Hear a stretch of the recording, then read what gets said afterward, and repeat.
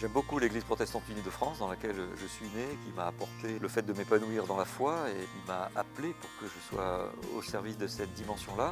Et ce que j'aime beaucoup dans l'Église protestante unie de France, c'est à la fois sa toute petite taille, sa fragilité, sa diversité.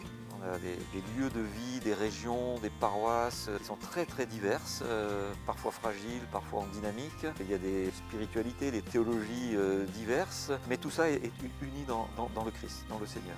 Et cette communion me semble importante à entretenir. Et qui dit communion les uns avec les autres, dit communion dans le Seigneur.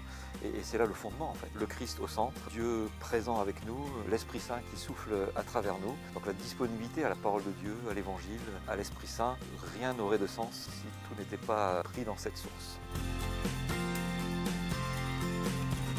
Ça fait 34 ans que je suis pasteur dans notre église, l'église réformée de France d'abord, qui est devenue il y a un peu plus de 10 ans l'église protestante unie de France, en union avec l'église luthérienne. J'étais pasteur en paroisse et puis j'étais président de la commission des ministères de l'église réformée de France puis de l'église protestante unie, j'avais en charge le discernement pour les personnes qui voulaient devenir pasteurs. Et puis voilà, au bout de 7 ans dans la paroisse où j'étais à Paris, le Conseil national est venu me demander si j'étais disposé à me tenir disponible pour assumer la présidence du Conseil national. Donc, j'ai reçu cela comme un appel avec beaucoup de confiance en fait, en me disant voilà, si l'Église me fait confiance, eh ben, je peux faire confiance à cette confiance. Et puis dans la foi, confiance dans le Seigneur qui m'accompagne depuis tant d'années de ministère et qui continuera à être là.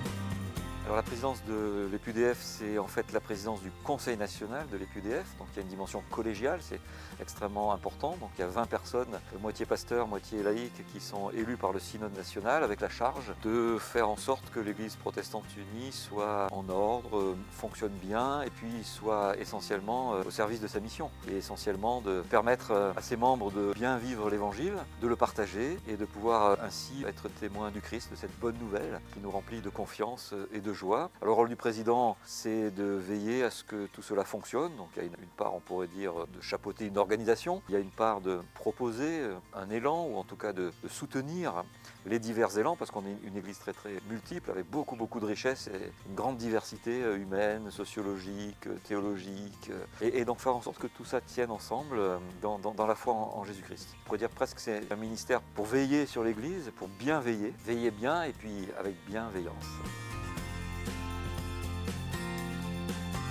Alors l'Église protestante unie est toute petite, a toujours été toute petite, un peu comme un grain de sel dans la société française, donc pas très connue en fait. Et en même temps, comme un grain de sel, elle pense qu'elle a des choses à partager et à dire, d'abord en tant que citoyen, en tant que participant au débat sociétal, comme d'autres courants religieux ou courants de pensée, et puis avec la spécificité de vivre sa foi en Jésus-Christ, donc d'être témoin de Jésus-Christ dans cette société. Ça veut dire à la fois vivre l'Évangile et que ça se voit, on pourrait dire.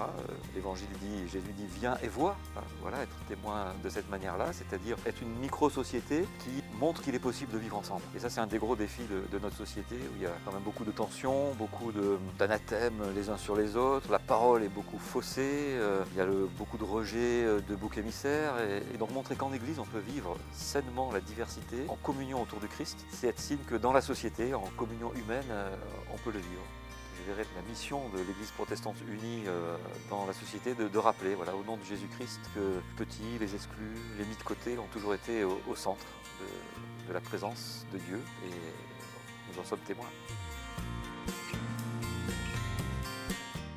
Président du Conseil national, et le Conseil national tout de suite se met au travail. Et donc il y a des dossiers en cours, il y a tout un sujet depuis quelques années sur quelle est la mission de l'Église et puis quels sont les ministères, c'est-à-dire les personnes et les fonctions qui peuvent soutenir cette mission. Donc ça, c'est un chantier qu'il faut qu'on continue à appuyer, à organiser pour aboutir. Il y a le souci du lien avec les autres que nous, donc les autres églises. Ce sont à la fois les autres églises protestantes en France, à l'étranger, et puis les autres églises chrétiennes. Voilà, nous sommes en communion en Jésus-Christ, donc que cette communion ne soit pas simplement une théorie, mais une réalité d'échange, ça me paraît être une priorité importante. Et puis il y a le souci des êtres humains qui composent notre église, qui peuvent vivre des choses parfois difficiles, parfois heureuses, comment mettre tout ça ensemble, et notamment comment avoir le souci de ceux qui peuvent être victimes d'abus, de racisme, d'intolérance dans la société, mais aussi au sein de notre église. Comment faire en sorte que notre église si diverse puisse être une église en même temps.